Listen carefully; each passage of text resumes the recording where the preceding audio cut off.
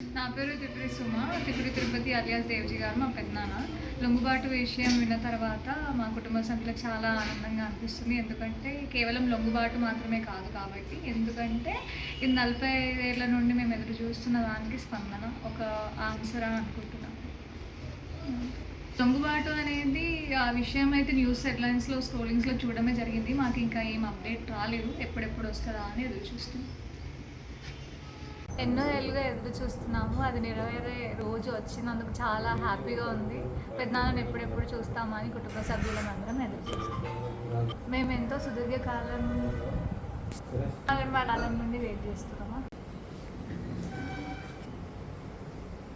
Tippiri Tirupati alias Devji మా అన్నయ్య surrender అవుతుండు అనే వార్తలు మీడియాలో వింటూ చూస్తున్నప్పుడు ఎన్నో సంవత్సరాల నుంచి సుదీర్ఘకాలంగా ఎదురు చూస్తున్నటువంటి కళ మేము నెరవేరుతున్నందుకు చాలా సంతోషంగా ఉంది.